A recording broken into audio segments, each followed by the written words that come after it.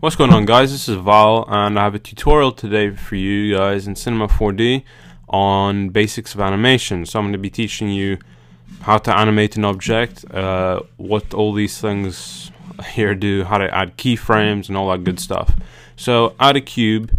Obviously, depending on what your project is, you'll have different stuff.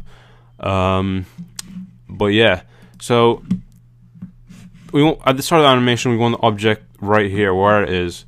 So we're going to right click, go animation, add keyframe, and as you can see, this blue thing will pop up, meaning that a keyframe has been put there. That means Cinema 4D is remembering at that frame in the animation you want that object right there. But so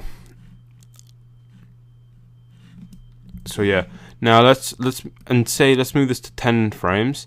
Now say we at 10 frames we want this to be at a completely different place. Let's put it right up and over here. Yeah, let's put it up a bit more. And as you can see, it's gone yellow in here. This means that there has been a change to the position of the object, and it's telling you that, it's reminding you that the keyframe can be, a new keyframe can be added where you are. So right click, animation, add keyframe. Oops.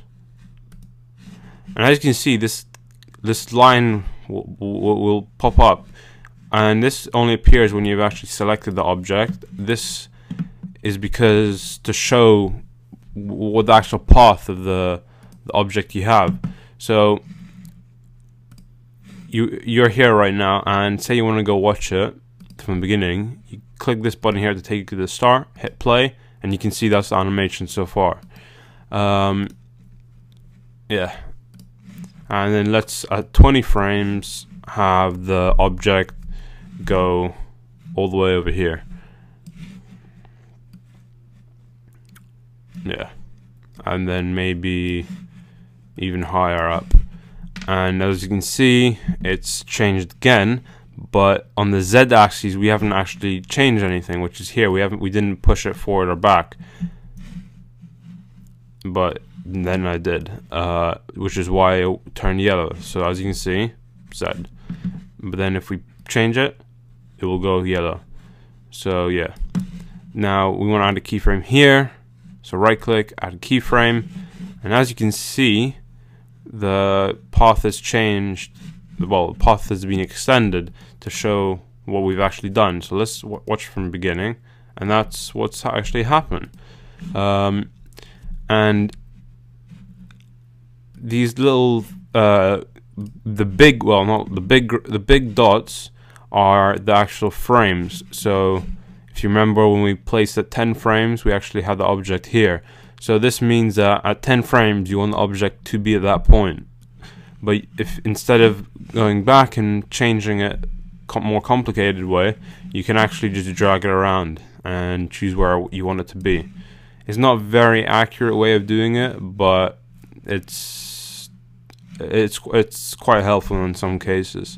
So as you can see, we've completely changed as to the direction of the animation as to where it was going. And that's not the only thing you can keyframe. You can also keyframe the size of an object. So the size is here, X, Y, and Z, 200, 200, 200. Animation, add keyframe, so that will keep it there. And say at 10 frames, we want it to be 400, oops, 4,000, bit big, 400. And as you can see, it's double the size. Now we want to add a keyframe here, and then at 20 frames we want to let's make it to 100, 100, 100.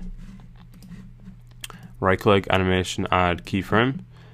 Now we've actually keyframed the size of the object. So now if we go back to the start, we can play it, and we'll see the size change depending on where it is in the keyframes.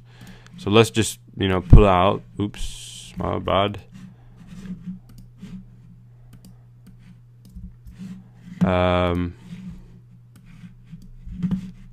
Oops. For some reason There we go. So let's just really change just make it a little bit longer so you can actually see it for yourself properly, what we've been doing. So there you go. And we can also, and to change the speed of an animation, basically the more frames in between a keyframe, the slower it is. So let's have one 30 frames and the second part 90 frames. So that's 30 to 60. So that means the second part should be half the speed of the first part. So there we go, and then there we go. You can see that the size of the object is turned and has changed and turned. And there's also this thing called I think it's called auto key. So instead of actually manually keying in every frame, every change you do, you can actually click this button, and every time you make a change, it will keyframe that. So say we're here, you can go there, and it does it automatically for you. So you just click that and it does it all, and it'll remember it for you. So as you can see, there you go. And that one does only the rotation. Oh wait, no, that's automatic keyframing as well. So this one, you click it. This one is like clicking all of them. This kind of does it all at once. This one is the auto keyframe. So every change you make, it'll kind of register that and change it, as you can see there. So yeah, and that's quite good for a big animation, so you don't actually have to manually change every single time.